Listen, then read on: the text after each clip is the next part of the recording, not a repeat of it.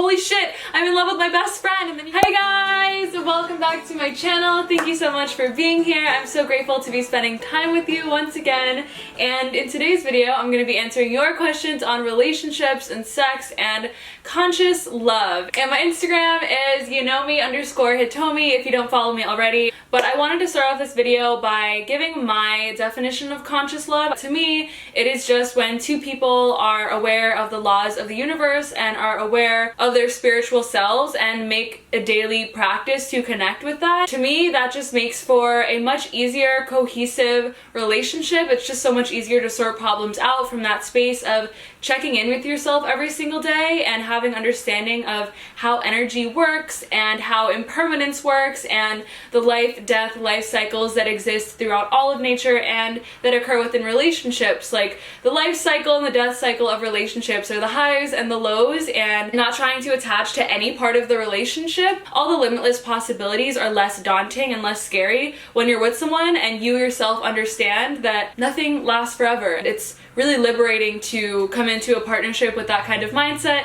and it just allows you to be so much more present, because when you're clinging on to a moment or a feeling, it doesn't enable you to enjoy it so much because you're just worried about it, dissipating. And not only that, but when you're both conscious and aware and having some kind of spiritual practice, whether that be dance or art or yoga or meditation, whatever it is, you have such a capacity to grow with someone else when you're really sharing perspectives on intense philosophies and mind-expanding, heart-expanding experiences together. Even just meditations like different pranayam, the peace that you can cultivate with someone is really, really incredible. It also makes it easier to say what you need, because when you are checking in with yourself every single day through a spiritual practice, and for me, I really love meditation and yoga, my idea of it is it's just me saying hello to myself. It's me kind of checking in, seeing where my mind is at, seeing where my energy is at, where my mental health is at in the moment, and then from that place I can really know what I need and then tell my partner what I need and what I'm available to do and know if I can make space for them. And I just think that you can really serve others from your highest potential if you are cultivating peace every single day on your own. So when two people are coming together doing that, it's great. So that's just my little explanation of it, but I'm going to answer your guys' questions now. Advice for people who have trust issues or have a lot of trouble opening up and letting people in. I've gotten this so much. And she also says, I also find it hard to fully accept other people even if I like them. Sometimes they make me cringe or I feel embarrassed. I don't know if it's just me, but it makes me feel super shitty about myself and super guilty. Trust issues. So I feel like a lot of people have trust issues. It's true, and I'm gonna give you the answer that you probably don't want to hear, but you have to surrender to the way that you feel around someone, and it's actually a really special thing when you find someone that you can feel a mutual connection with, that your heart starts beating and your tummy starts fluttering and you feel all warm and gooey inside, and not just from a superficial, like they look beautiful place, but a place of like, wow, my energy feels really good around them. And I feel like that gets harder to find as we figure ourselves out as human beings more. And when you do find that, you have the option to give into the fear or give into the love. So the fear of, I got hurt in the past, so I don't know if I could trust them, I'm just gonna back out of this relationship, or follow the love and be like, this feels so good, this feels so right, like energetically I need to follow this, and surrender to the love and just know that whatever happens, like you're just gonna trust this feeling. And I know that's scary, but it's a choice between fear and love, and I guess both of them are kind of scary, but I always like to drop into my heart, and by that I mean I'm not thinking in my mind like how the story could play out, because the mind loves to play stories and you have no idea how a relationship could play out at all, and we're constantly like making these little music video montages in our head about how things are gonna go, and then in reality we're just sitting there and absolutely nothing has happened, except we've just created super high expectations for the people in our lives and ourselves. But when you drop into your heart, you drop into what you're actually feeling in the present moment, what is really going on, and hopefully if it's with someone that you really like, it enables you to feel this like warm sensation, this loving, kind sensation that you feel for this person, and that's always something that you can trust, more so than the mind that makes stuff up. And if you do have trust issues, obviously if there are red flags, like trust your gut, and it is scary. The moment that I met the current partner that I'm with now, I texted him saying I didn't want to see him again. We made plans. I was like, nope, I can't. I canceled plans on him, I think 2 weekends in a row, and I was just so terrified because I liked him so much and we both just felt it, and we just started creating these mantras together, like just surrender, and he would just be like, we got this, and we just were able to work through a lot of old conditioning and heal together, and it was really beautiful. But there's definitely times where I just chose the fear, like I don't even want this, I don't know if I'm ready. I chose the love, I stuck with the love, and it just unfolded so beautifully. And as far as the not accepting people, I used to be the same way. Like little things would just completely turn me off. That was mostly during high school. I feel like my mind was a little bit more superficial back then, but I think the main part that I can take away from those reactions that I was having is that none of them were super special or important to me, or like I didn't really feel anything great with them. Because when you really love someone, those little things really, I mean, you begin to love them, even if in other people you hated them and cringed like crazy. And also you may just have a lot of expectations for other people because there are little insecurities within yourself. So I would just say start with yourself, see where your expectations are, and if you accept yourself, it's really a big feat to accept your insecurities, and you really just have so much more compassion for other people and their little insecurities, even if they turn you off. Find the right person and accept yourself, honey. Really quickly, if you don't have the app CB Now, you should definitely download it because they just uploaded a whole series about self-love and acceptance. We'll have more information about that down below, but I really love it and it's just been really helping me in my life, so I wanted to share that with you really quick. I got another question about self-sabotaging. How do I overcome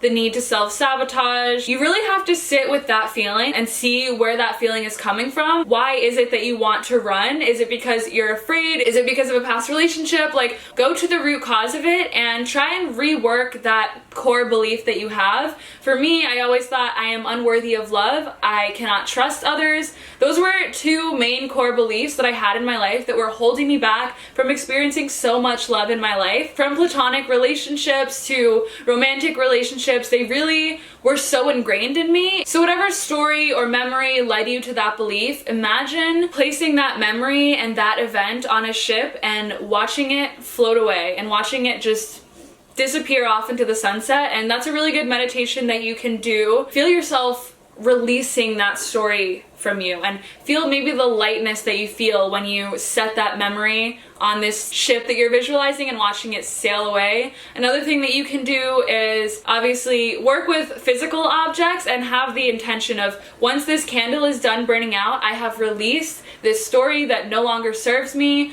Or you can do it with every exhale. It really helped me feel a lot lighter and a lot more like I can stand in my power and be okay and be a human, be more stable and hold more space for people. My one thing would be, just don't obsess over what the story is. Try to get more into the subtle layers of this release, of what it feels like in your body and what it would feel like to bring in more light rather than just focusing on the dark story or whatever it may be. And definitely don't feel bad or feel like you're selfish or feel guilty about this, because that is just you trying to protect yourself. All of your feelings and emotions are completely valid. Just breathe that in. All of your feelings and emotions are completely valid, wherever they may come from. What do you think about casual sex / friends with benefits relationships? I cannot do the whole casual thing. I get attached really easily. I wish that I didn't. I mean, it would have saved me a lot of emotions during high school. But if it's something that really works for you and you can't do like an actual relationship right now and you just need to get laid, go for it. My one tip for that is just make sure you're on the same page with this person, man. Make sure you're cool if the other person is talking to other people and vice versa. Just make sure that you two aren't going to be hurting each other and you're just on the same page. Like, is this just casual sex? Are we exclusive? Those are the kind of things that you just want to clear out. I feel like that's where a lot of friends with benefits things go wrong. Hi Hitomi, I was wondering if you have any tips on how to get over jealousy, because I just can't stop being jealous whenever I'm not around my partner or he's interacting with girls even though I know they're just friends. Okay, all these questions I've struggled with a lot and I feel like I've come a long way with these. But yeah, I used to be extremely jealous, and my ex-partner, they were always tilting their phone away from me every time they used it. I would see so many Snapchats from different girls that I knew. I was never able to look on their phone, even just for a second. Like literally they just turn their phone away when they were texting or talking to anyone, and that's a little bit of a red flag if they're just being that secretive with their stuff. And I later found out they were sexting all these people and talking to their ex inappropriately, just all this stuff. And so I think it was really my intuition that was causing me to just like want to find out, is there something that's going on? And I was right, but I didn't listen to it. So tip number 1, is there a reason that you don't have for trusting? And if you do, remind yourself that this person is with you because they love you so much, and no matter what kind of beautiful woman walks into their life, they are not you. They don't have your personality, they don't have your inside jokes, they don't have the chemistry, because obviously love is so much more than just physical appearance. We're so quick to get jealous when we see our partner with a beautiful person. Why is he talking to that person? Oh my god, they're so pretty, they're so beautiful, and automatically just like creating this story, like I said, that's what the mind does, but creating this story about why your partner wants to be with this person, why you're not as beautiful. In like the course of a minute, you already think that your partner likes someone else more than you, when in reality they're just talking about how their teacher is really dumb or asking about the homework, like something silly like that, and you're just over here like panting with jealousy. Keep that in mind, that this person is with you because they love you. Well, I would say meditate on the feeling of it. When your mind starts to create a story, just go into the feeling of anxiety and breathe through it, and picture yourself exhaling the jealousy out. Inhaling just so much love and the experience and feeling of love and trust that you get when you're with your partner. Because if you know you trust him, just breathe in that love, breathe in that experience, and once you feel that, you're like, oh yeah, like we've had such amazing blissful moments together. I know this person feels it too. I know they wouldn't compromise anything for that. So that is my advice. And extend your exhale. Anytime you're feeling anxious, homies, just extend your exhale. I like to do a 4-count inhale and an 8-count exhale, and I will be doing meditation videos very soon. Yeah, just whip that one out when you feel jealous. Once again, if there is something deeper that makes you feel like you're not worthy of this person or that you'll be cheated on, go to the root of that belief and try and release it with one of the techniques that I just spoke about. How do you feel about poly relationships? Not for me. I don't want to be spreading my energy everywhere. I have met people in poly relationships who were happy about it, who enjoyed it, but it never really seemed like a long-term thing for them. So I don't know, whatever feels right for you, it's just not right for me. How can you manage your mental health and dealing with your own internal battles while trying to have a good relationship? I personally really struggled to maintain a happy place for him while I am just not. So I know all about this because I don't even know if I need to say this, but I've struggled with depression and anxiety and suicidal thoughts and binge eating and self-harm for many a year, several years, and I met someone who I really got along with, and the moment that I met them, like I said, I wanted to run away, but I stayed, and the fear was still consuming me, and I didn't know what to do with this anxiety. So my binge eating came back, which had stopped, my self-harm came back, which had stopped, and my suicidal thoughts came back, which had also stopped. So it was all these intense things that I was doing to myself. The feeling of love really triggered it. It was really making it all rise to the surface. So the way that I was able to coexist with someone was to be really honest about where I was, like mentally, and what my reactions were, just thinking of them really objectively. Like, when this happens, I do this. Like, after we hang out, sometimes I get so much anxiety that I start binge eating after I see you. And like, I was just really open and honest about my different reactions, and it just really helped him understand me so much more. It helped him not feel like he was doing anything wrong, which really helped our relationship. And not only that, but I would go to the root cause of my problems, and not in a way that was obsessing over them and making myself feel like bad for myself, but more so like, I know where this comes from, so I just need to work with how it feels in the present moment. It's good to go to the root cause, but just not for too long. So really sharing this openly and objectively and without any self-pity, it helped him help me, and help myself as well. And I really recommend you do this with your partner. Make a little map of the alchemy that happens in your life that makes you feel unbalanced, and it can be a lot to work through these things with someone. So as much as you want them to accept you for everything that you're going through, also accept them for maybe not having the energy or just maybe not responding correctly to the way that you're feeling. My partner would occasionally get a little bit frustrated with me when I wasn't standing fully in my power. He'd be like, he told me, you're so big, like you can do anything you want, you're a free being, don't be afraid to ask for things.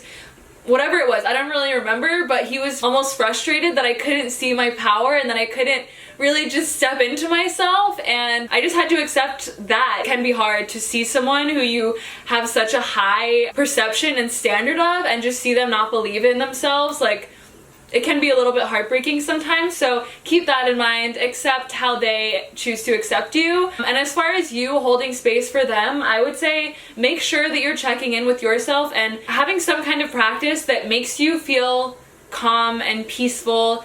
And for me, I teach moon, sun, fire, hatha yoga, and the moon is the most important one, and I'm not going to get too much into this, but moon hatha is really about stabilizing the container for prana, which is the body. So stabilizing and grounding and building this container to be so strong that when tons of prana, tons of energy is filtering through, it can really handle that and transform it and rise it up. And that is the kind of yoga that I teach. It's Tantra Hatha Yoga. So once my platform is announced and released, I would say do some of my moon hatha classes, because those are exactly the kind of things that you should be doing if you want to hold space for others, if you want to be stable no matter what happens in the outside world, if you want to really be able to digest and assimilate the chaos of this life. Moon hatha is going to be great for you. I do it every single day. Since I don't have that release yet, I would just say seated forward fold and just sitting there and holding them for a very long time, trying to be as still as you can, seeing the thoughts arise and just breathing through them,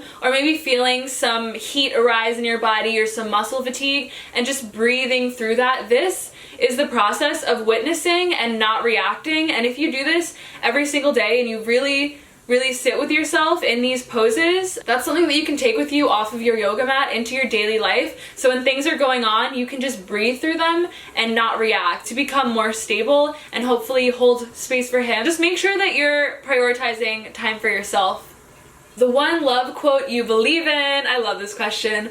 Listen to your heart, which is probably one of the most cliche ones out there, but the more that I progress on my journey so far, I've just realized how important it is to drop into the feeling of things rather than the story in your head. So listen to your heart.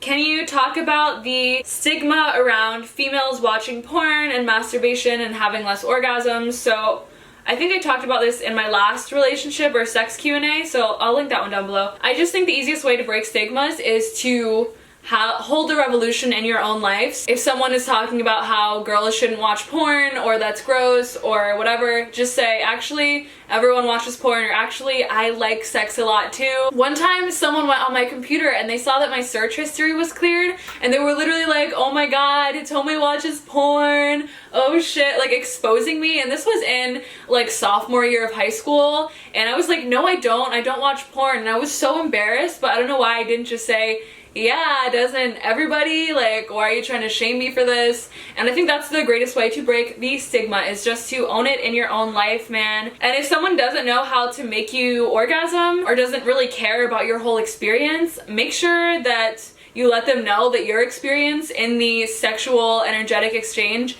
is just as important as theirs. Also, just tell them what you like, help them help you. If they don't care about your pleasure at all, then just say goodbye, man. That's not cool. Can you love someone as much as you hate them? I think that we have the most passionate feelings of anger or just hatred toward the people who we really care about and really love, because we hold them so close to us, and maybe we hold them at too high of a standard that when they do something we don't like, it just infuriates us even more because we're that much more disappointed. So probably yes. How do you stay true to yourself while you're in love? Continue making time for yourself, continue saying hello to yourself every single day and seeing where you're at. And when you do this, It's so much easier to gauge what you need day to day. You just want to honor your creative impulses more and whatever other energetic impulses you have, like if you want to work out, if there's something that you're feeling, like if you feel sad 3 days in a row, you can kind of be like, oh shit, like maybe I need to change something in my life here and not be staying at this person's house so much. Like usually when a partnership starts, I feel like one person ends up going to the other person's house so much more, or like spending more time doing their kind of things, but you're two separate people and you need to honor the routines and practices that make you feel good. And this space is too, like maybe your partner's studio apartment or dorm room has people in it that you don't really like or get along with. Tell them to come to your place. I would say just keep checking in with yourself, because you cannot hold space for anyone else if you are not holding space for yourself first. How do you free yourself of relationship expectations and just live in the moment with your significant other? I try not to have too many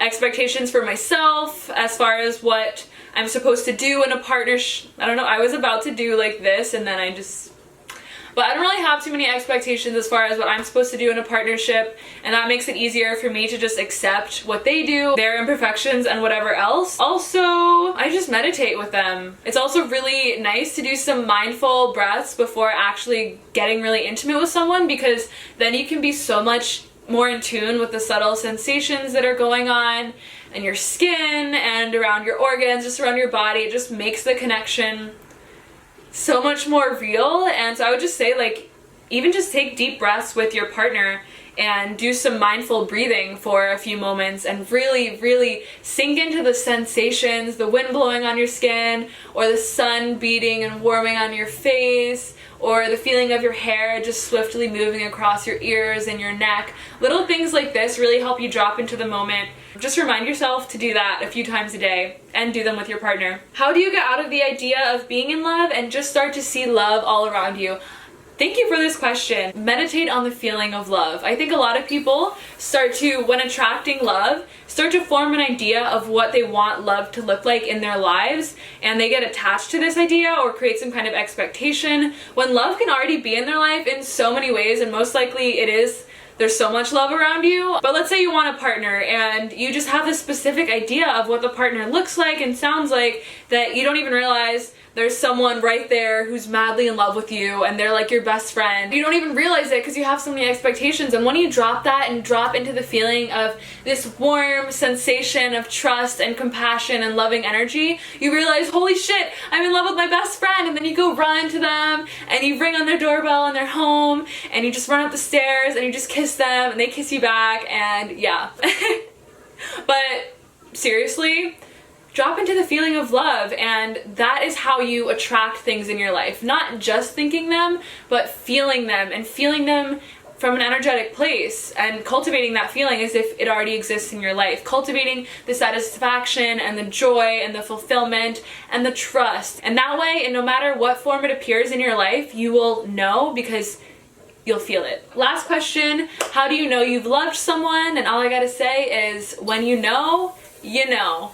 And I'm gonna end it there. I think that I got the majority of the questions people are asking me, but just a quick recap, you know, start with yourself first. Start to rewrite those beliefs that aren't serving you through going to the root of them and releasing the story that made you think you weren't worthy, made you think that you're gonna get hurt all the time. Releasing the story from yourself and creating a new belief, a new positive affirmation to plug into there. You are worthy. You will feel love. You can trust others. And rewriting those, and then venture out into the world, feeling the love in your heart and just feeling it when it comes. Make sure to connect with yourself every single day, really just witnessing the alchemy of the world around you and the events and exchanges that you have with people, knowing what serves you the best. But yeah, thank you guys so much for watching. I hope this video helped you or made you feel hopeful, because you are so powerful and you are so capable of feeling love and healing. You really are. Thank you guys so much for watching. I love you so much. I believe in you so much, and I'm constantly sending you love because you are so worth it, and it all starts with you. The whole world around you, it's all just your perception, and so just, yeah, work with that shit. Okay, I love you guys so much. I'll see you in my next video. Bye!